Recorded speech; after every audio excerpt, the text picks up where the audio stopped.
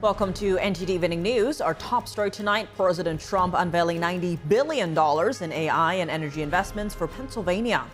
How it's set to impact the Rust Belt state and what Trump says about the AI arms race between the U.S. and China. Iris Tao at the White House. President Trump sends another warning, urging Russia to strike a peace deal within 50 days. Arian Pazdar has what Trump and the head of NATO say about possible consequences for Russia and its allies. Syrian security forces enter a predominantly Druze city in Syria after days of deadly sectarian violence. Meanwhile, Israel reports launching more strikes on Syria's security forces. Jason Parry with the latest. Former National Security Advisor Mike Waltz pressed by senators today during his confirmation hearing to become the next U.S. ambassador to the United Nations. What would he bring to the role? Luis Martinez has the key takeaways, including Waltz's plan to counter the Chinese regime's influence on the global body.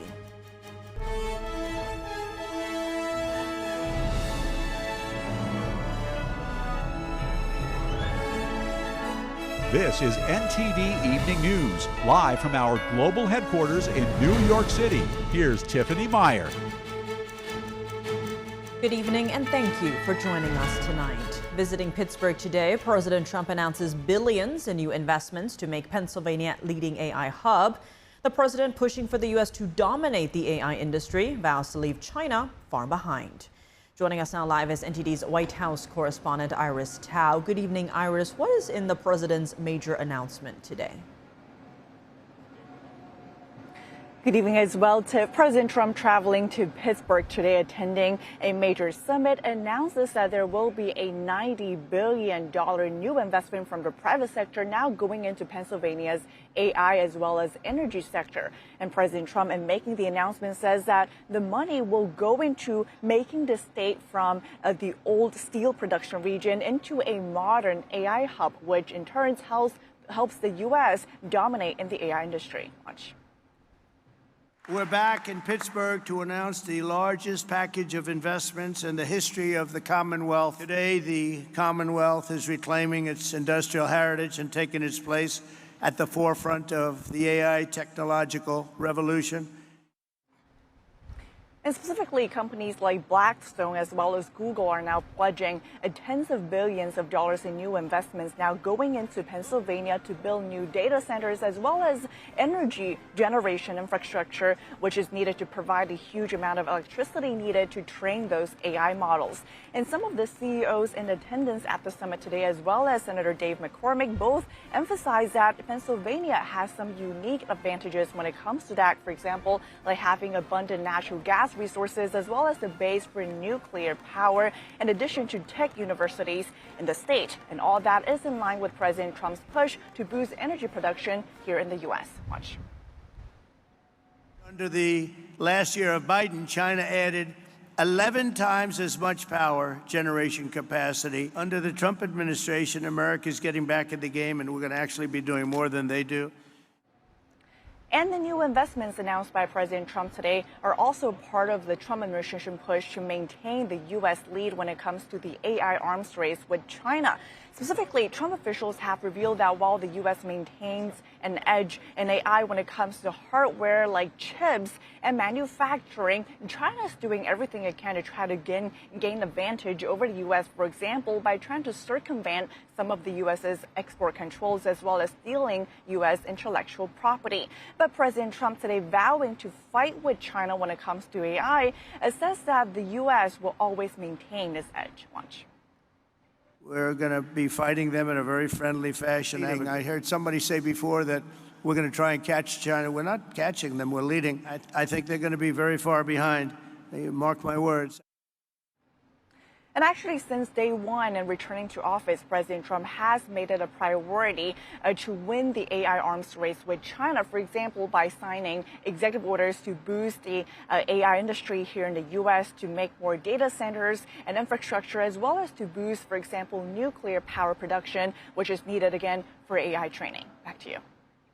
And Iris, staying on AI, NVIDIA now says the Trump administration has lifted a ban on selling its high-end H20 chip to China. It comes after NVIDIA CEO Jensen Huang met with President Trump last week. How does that fit into the larger picture of the U.S.'s push to compete with China?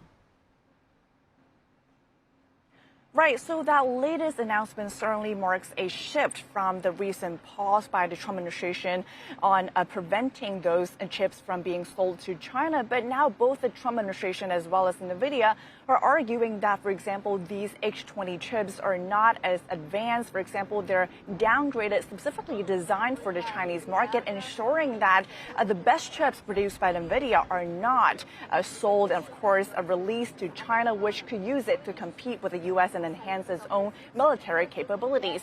But despite those, of course, assurances, there are still concerns, for example, coming from bipartisan U.S. senators.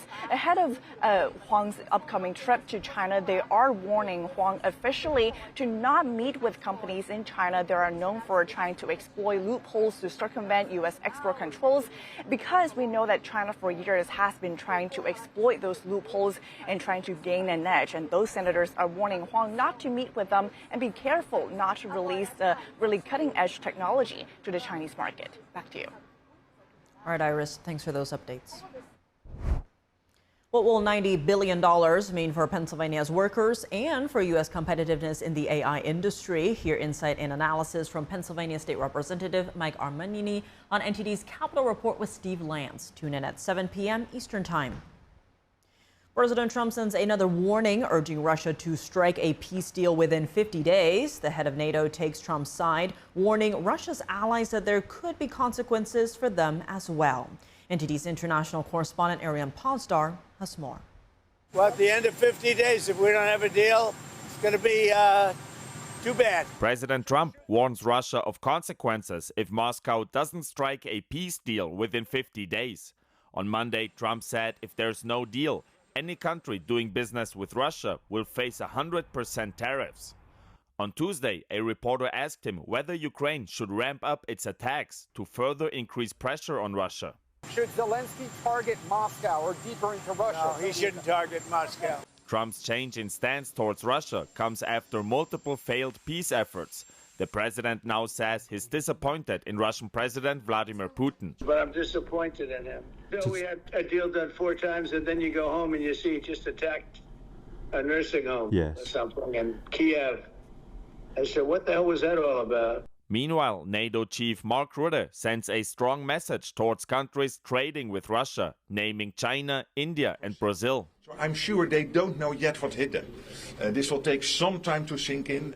The 3 BRICS member states named by Rutte buy oil, gas and more from Russia, so they'd be hit significantly by Trump's tariffs. Rutte says the leaders of those countries will now likely pressure Putin into making a peace deal. President Trump on Monday also announced a plan for European allies to buy Patriot missiles from the US through NATO and then send them to Ukraine. The Danish foreign minister now says Denmark is ready to pay for those missiles. We are absolutely ready to do so. It will be, money. It could be the Ukrainian buying it themselves, and then we have to, support Ukraine, or it could be directly payment to US. The Dutch foreign minister also suggests the Netherlands supports Trump's plan. We're looking into that, and we're looking into that with a positive inclination. Ukraine has long been asking for Patriot missiles, as they're regarded to be among the best air defense systems available across the globe. Ariane Pastar, NTD News. In the Middle East, Syrian security forces have now entered a predominantly Druze city in Syria. This comes after days of deadly sectarian violence between Syria's security forces and the Druze community. NTD's Jason Perry has the update. On Tuesday, a member of Syria's security forces filmed himself while he was in the middle of the city of Sweda, a predominantly Druze area in southern Syria. Meanwhile, a leader in the Druze community accused Syria of violating a ceasefire agreement and urged Druze fighters to confront what he called a barbaric attack. Syria's defense minister later declared that the ceasefire was in place and said government forces would open fire only if fired upon. This comes just a day after Israeli forces reported striking Syrian tanks to prevent them from reaching the Druze area in southern Syria. Israel has vowed to protect the Druze community in Syria, and on Tuesday, Israel reported launching more proactive strikes on Syrian forces. Israel's Prime Minister Benjamin Netanyahu said they have an obligation to keep southwestern Syria, which borders Israel, demilitarized. We will not allow a return to a situation where a second Lebanon is being established there, and we are also obligated to protect the Druze residents. We are doing this through intense operations. I hope we will not have to operate anymore. It depends very much on what is understood and done, and also what is not done in Damascus. Syria's foreign ministry also released a statement saying they were protecting the Druze as well as all citizens of Syria, and that Syria would hold Israel responsible for the, quote, aggression and its consequences. In response, Israel's foreign ministry said this on X. The Syrian army and security forces, together with allied jihadist militias, have once again perpetrated massacres against the Druze minority in southern Syria. Meanwhile, Israel also reported striking more targets in Lebanon belonging to the Iran-backed Hezbollah terrorist group, including military structures and storage facilities. And in the Gaza Strip, residents were seen searching for survivors after a reported Israeli airstrike in Gaza City. At 1:20 a.m., we were trying to clear the rubble and remove the bodies and souls from under the rubble. We pulled out a man, thank God he was okay. And he told us there were some children sleeping next to him. We are trying to pull them out. There's still no breaking news on a possible ceasefire in the Gaza Strip. However, Qatar said that the talks were ongoing and that all parties were engaged. Jason Perry, NTD News. The Senate holds confirmation hearing for President Trump's pick for UN ambassador, and the House begins its markup of the National Defense Authorization Act for fiscal year 2026. Our Washington correspondent Luis Eduardo Martinez brings us the updates. Mr. Waltz is a retired Army colonel. He's a Green Beret, a combat veteran. He's the recipient of 4 Bronze Stars across his military career, spanning 3 decades. He was also a policy director for 2 secretaries of defense and a 3-term congressman from Florida's 6th congressional district. During his time in Congress, UN ambassador nominee Mike Waltz served in the Armed Services, Foreign Affairs, and Intelligence Committee, but most importantly, he served in the China Task Force, helping to manage the delicate relationship that the U.S. has with its most important adversary. And making China the largest UN peacekeeping and financial contributor. They continue making long-term investments at the United Nations and international organizations, not only through contributions, but by placing more Chinese nationals in key roles. The result will be that international bodies become increasingly dependent on China. On both sides of the aisle, senators agreed that the next UN ambassador should address the growing influence that the Chinese Communist Party has over multilateral organizations. China pursues its personnel or pushes its personnel into roles at all levels, including bodies that set international standards, aviation, telecommunications, IP. U.S. leadership is essential there. America must have a strong voice, and if confirmed, I'll work with Secretary Rubio to challenge this influence. UN ambassador nominee Mike Waltz also highlighted the growing anti-Semitism and anti-American sentiment within the UN General Assembly. On the House side, the Armed Services Committee began marking up the National Defense Authorization Act for fiscal year 2026, with China's increasing nuclear arsenal at the center of lawmakers' concerns. In space, we have seen unprecedented demonstrations of both Russian and Chinese capabilities that are specifically designed to degrade and destroy U.S. space assets. The Senate could vote as soon as this week to confirm Mike Waltz to become the next UN ambassador for the United States, and certainly before the August recess. Reporting from Washington, D.C., Luis Eduardo Martinez, NTD News. Coming up, the Drug Enforcement Administration makes a historic drug bust. The U.S. Attorney General highlights new methods perpetrators are using to smuggle drugs into the U.S. and how the DEA is responding. David Lamb has more from today's announcement. Intense rainfall in New York City and New Jersey caused severe flooding yesterday. Authorities say 2 women were killed after their vehicle was swept away. And more people are off the streets as shelters are filling up in Southern California. New data shows homelessness in Los Angeles is trending down for the 2nd year in a row. Christina Corona reports from the West Coast after the break.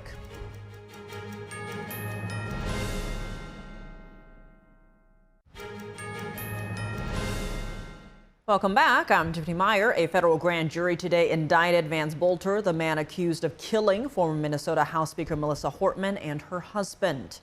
Bolter is also accused of seriously injuring Minnesota State Senator John Hoffman and his wife. He faces 6 federal charges, including stalking, murder, and firearms offenses.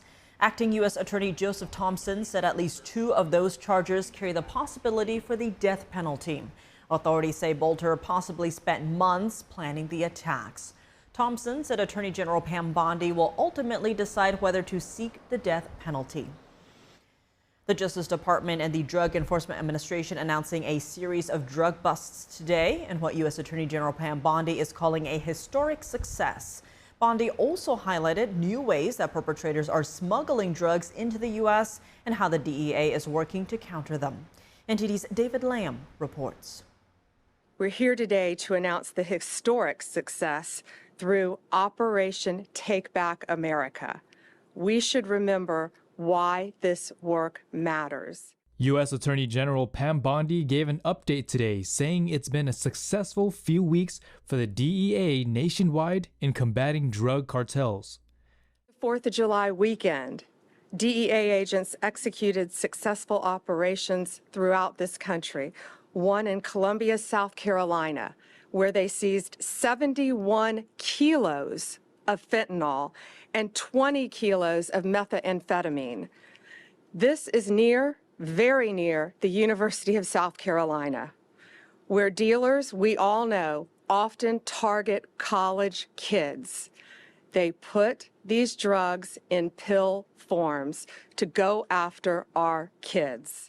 The DEA says drug cartels attempted to flood the U.S. with drugs over the holiday weekend, thinking there would be less law enforcement.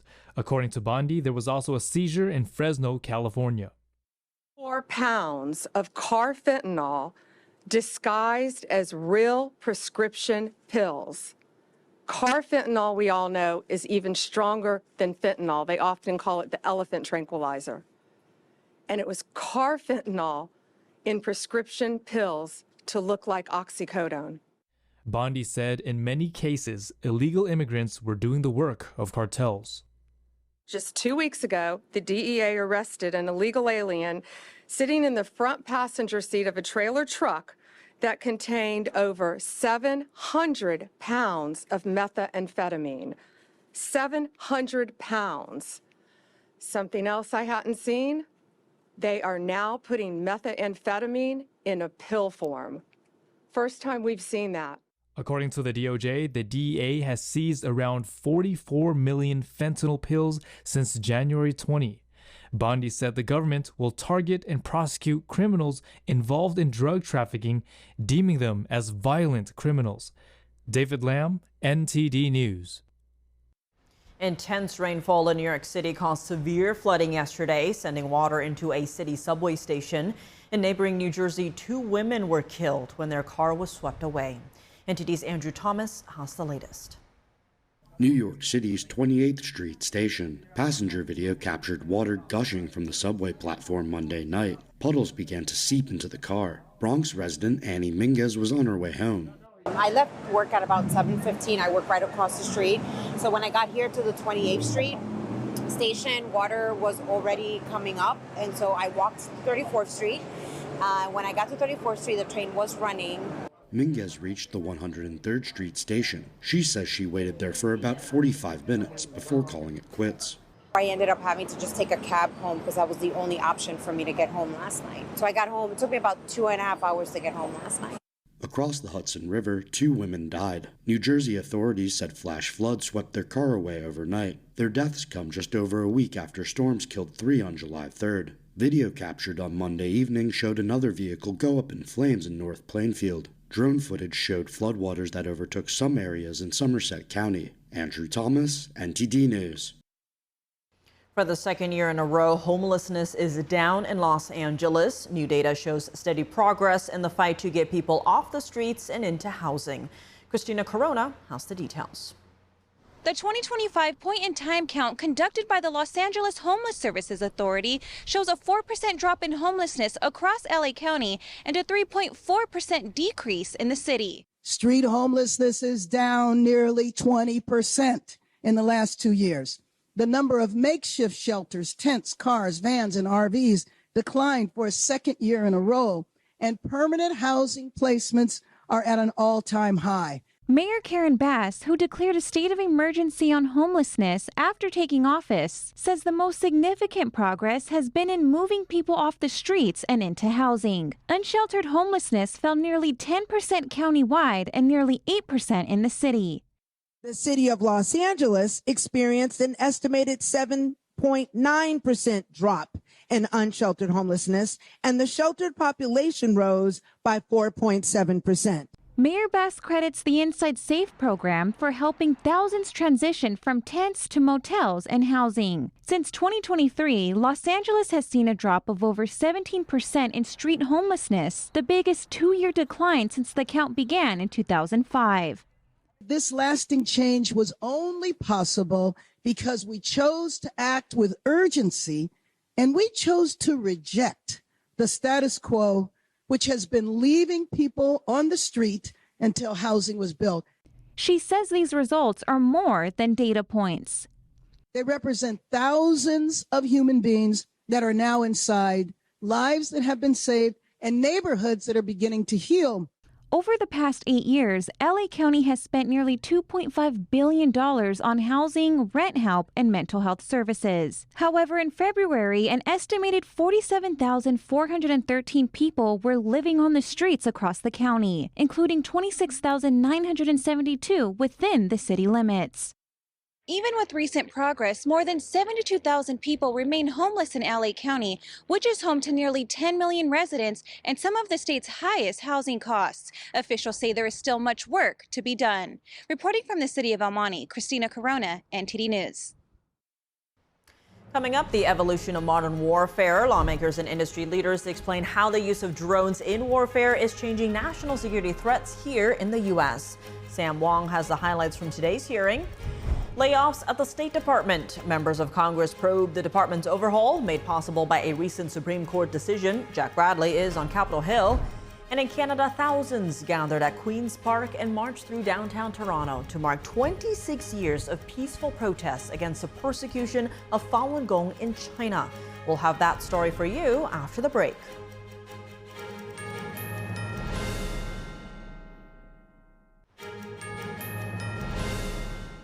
Welcome back. I'm Tiffany Meyer. The evolution of autonomous warfare. A House hearing today unpacks how the use of drones in military conflicts is transforming national security threats here in the U.S.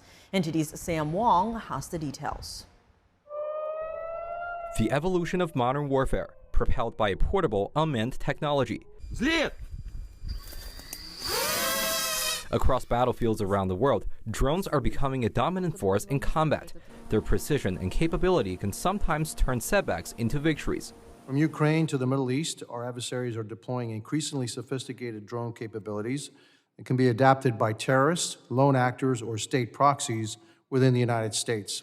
At a Tuesday hearing, lawmakers and industry leaders sound the alarm, saying that the use of drone technologies abroad is transforming security threats here at home. So they watch agents, they watch officials, government officials going to from their house. They figure out patterns that they can do surveillance and figure out patterns of airports, other critical infrastructure aspects of things. And we know, in particularly prisons, are being infiltrated every day. Around residential areas and military bases, federal authorities are seeing an uptick in reported drone activities. Oftentimes, they can't trace where these aircraft come from or who's controlling them. In the first quarter of 2025 alone, the FAA recorded more than 400 illegal drone incursions over U.S. airports. The military documented or reported 350 unauthorized flights over more than 100 bases. These are not isolated events. They are growing, sustained, and increasingly malicious. While the U.S. is leading the world in cutting-edge drones, most of the unmanned aircraft used in combat were made with components from Communist China. For a fraction of the cost, they're capable of overwhelming enemy forces with surveillance and attacks. Today, China produces roughly 80% of all commercial drones sold in America. That's alongside most of the critical components like cameras, batteries, and airframes. This is the future. We're in the fight. We're in the fight to win it, and we're never going to back down. In front of the Pentagon this week, Defense Secretary Pete Hegseth vowed to unleash domestic drone production and innovation. It's part of President Trump's agenda to outpace American adversaries in autonomous warfare. The Trump administration says the move will reduce reliance on hostile nations and reassert U.S. dominance in emerging aviation. Sam Wang, NTD News, Washington, D.C. Today, the House Foreign Affairs Committee looking into recent layoffs at the State Department.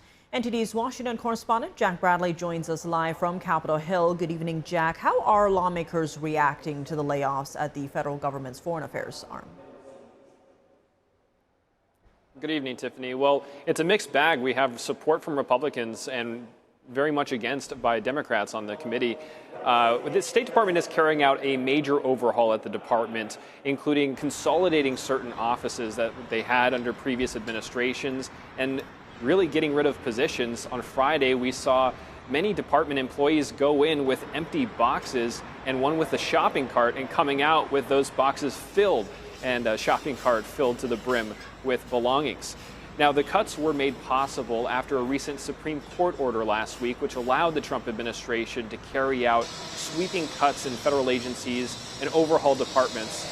So we can see major cuts also coming to the education department as well, possibly in the future. It's part of President Trump's acts of cutting out bureaucracy, cutting out the red tape. And for the State Department, that means cutting 15% of its workforce.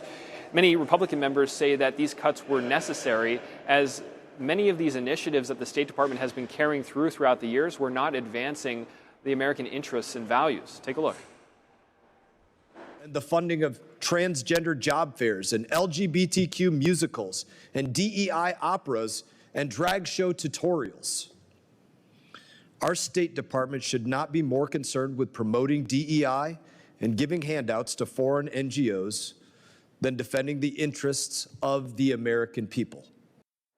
Now, many Democratic members on the House Foreign Affairs Committee were concerned that these cuts would weaken the State Department's arm in dealing with diplomacy and other foreign affairs matters. Take a look.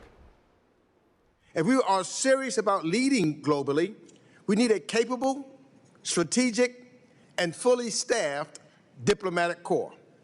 Instead, Mr. Secretary, you and Secretary Rubio are gutting the very institutions we rely on to confront these threats.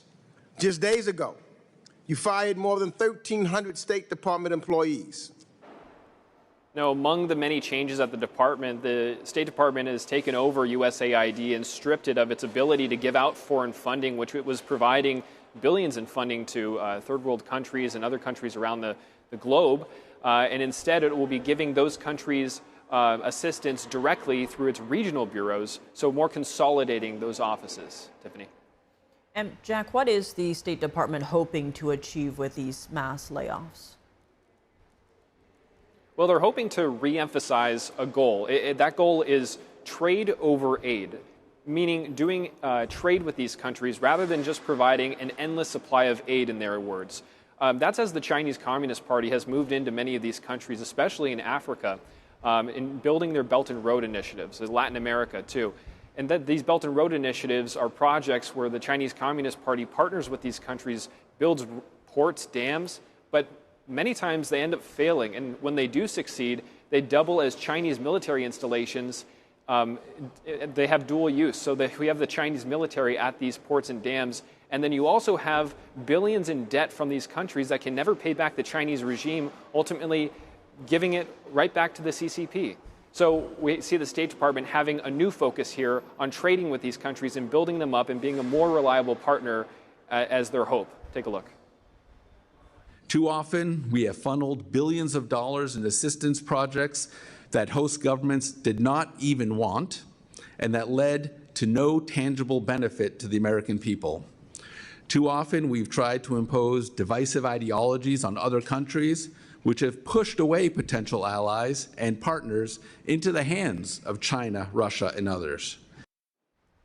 The Deputy Secretary also added there that many of the countries that the U.S. has been providing humanitarian aid for throughout the years, and the most humanitarian aid, would not reciprocate.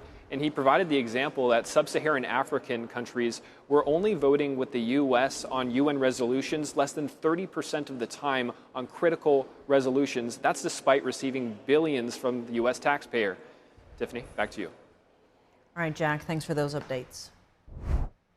In Canada, thousands gathered at Queen's Park in Toronto on July 13th, marking 26 years since the Chinese Communist Party launched its persecution of Falun Gong in China. Also known as Falun Dafa, it's a peaceful spiritual practice rooted in the principles of truthfulness, compassion, and tolerance. Here's the story.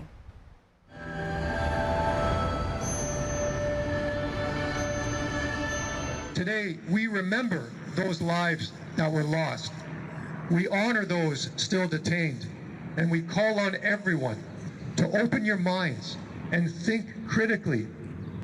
Falun Gong is not a threat. The Communist Party has always been the threat. On July 20, 1999, the head of the Chinese Communist Party launched a nationwide campaign to suppress Falun Gong. I was unlawfully arrested, forced into brainwashing and slave labor. The physical and mental pressure was enormous, all because I chose to be an honest and kind person.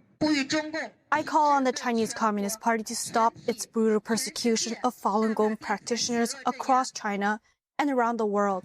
We deserve justice. Practitioners shared how Falun Dafa has improved their physical health and uplifted their spirit. Before I practiced, I suffer a lot from depression, and when I started practicing, it really took care of that, and after all these years now, I've had no issues with it, so it's a clear change for me, my personal health, but also a lot in terms of relations with other people, having a better relationship, whether it's at work, family relationship with my spouse, and even with my kids.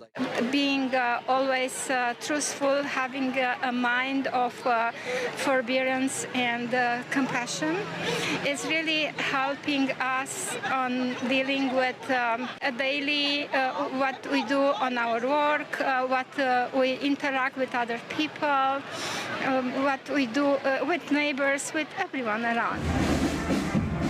In the afternoon, the parade made its way through major streets in downtown Toronto, drawing attention and support from onlookers who stopped to take photos and show encouragement. People should have freedom of religion. I think that's very, very important. Stealing body part. No, it's not right. No, people, how could you do that? That's crazy. This protest is going good, and we are with this protest here. Hopefully they will put some attention over there and they will rescue them. NTD News, Canada.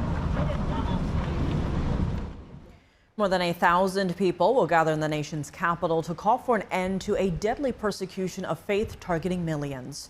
2025 marks the 26th year of the Chinese Communist Party's persecution of Falun Gong, a spiritual discipline based on the principles of truthfulness, compassion, and tolerance.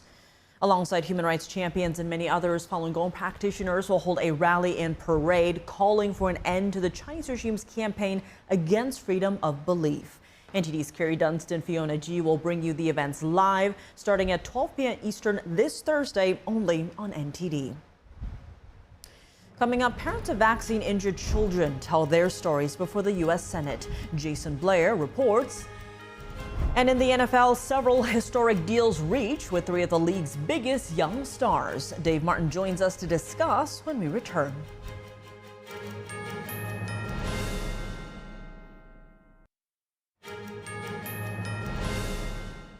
Welcome back. I'm Tiffany Meyer. Vaccine-injured witnesses as well as vaccine advocates told their stories in front of the Senate Subcommittee on Investigations. NTD correspondent Jason Blair has more. The purpose of today's hearing, titled Voices of the Vaccine Injured, is very simple: to give a platform to those individuals and families who have been abandoned. Parents and loved ones should never have to know the type of heartache that comes with the loss of a child.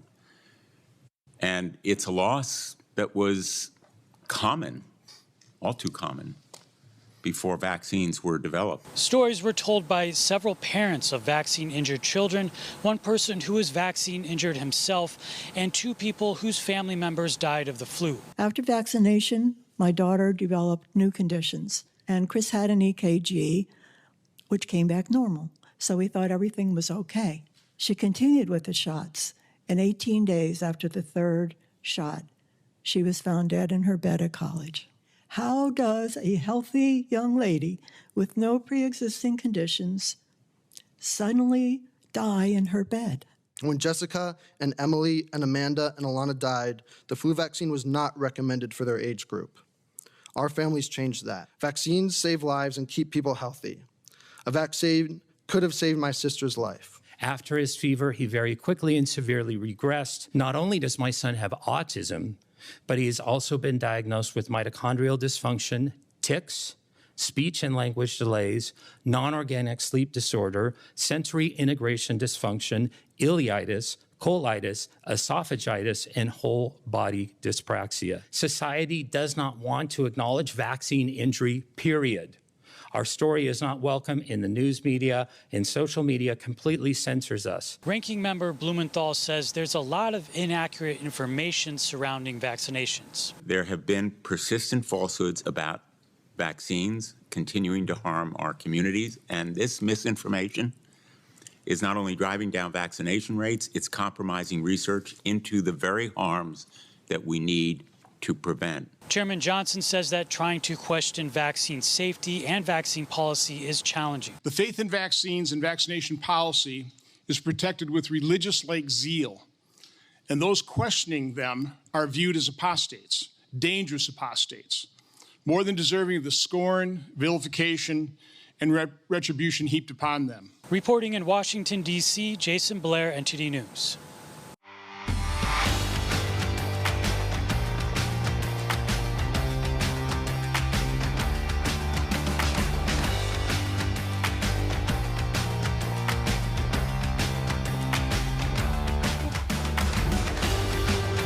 Now for your sports news, we're joined by NTD's Dave Martin. Dave, plenty going on today. You're back at the big wall, but let's start in baseball. That's a big thing right there. It is. It's a big wall. Let's start in baseball, though, as tonight is the All-Star Game. Now, historically speaking, TV ratings for this have been in decline, yet this is still the most popular All-Star event of the major sports. Why do you think that is? I think it's because baseball, is able to have the most competitive game anyway. I mean, the NFL is really unable to have, a real football all-star game because of the high probability of injuries, of course. The result is the Pro Bowl skills competition and flag football game, which unfortunately not too many people watch. Now, the NBA's All-Star Game used to be a really fun event there, but after a while, people stopped playing defense. Really, the game lacked much intensity. You can kind of understand why. I mean, nobody wants to, tear their Achilles in an exhibition game. As you've seen so many Achilles tears in the playoffs, so you can kind of understand why they don't want to do that. Now, baseball, though, it's a non-contact sport. Players generally aren't going to collide into each other, so there's a very low chance, or anyway, lower chance of injuries in the game. Now, baseballs used to be very special, too. Of course, the National League and American League only played each other in the World Series or the All-Star Game. That's the only time you saw those matchups until the mid-90s. Then they introduced interleague play. So it was kind of lost some of its novelty. But I think it's still the most, for me, Tiff, it's still the most fun game to watch, still because of that novelty and because it is a competitive game. So I'm looking forward to seeing it tonight. I'm sure you are too. Well, staying on this subject, Baseball Commissioner Rob Manfred has defended his decision to add rookie pitcher Jacob Misiorowski to the All-Star team just after 5 big league games. What was his reasoning? Well, among other things, he said it was because of the fan excitement that he generates, and you can't argue at that point. I mean, Misiorowski, his first pitch in the big leagues was clocked at more than 100 miles an hour. He has arguably already the best fastball in the game, at least the highest.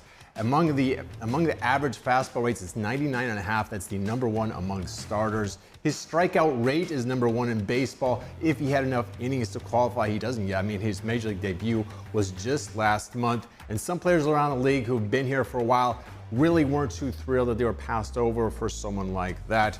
In any case, I think it's going to be a lot of fun for the fans to see him face like the AL's lineup.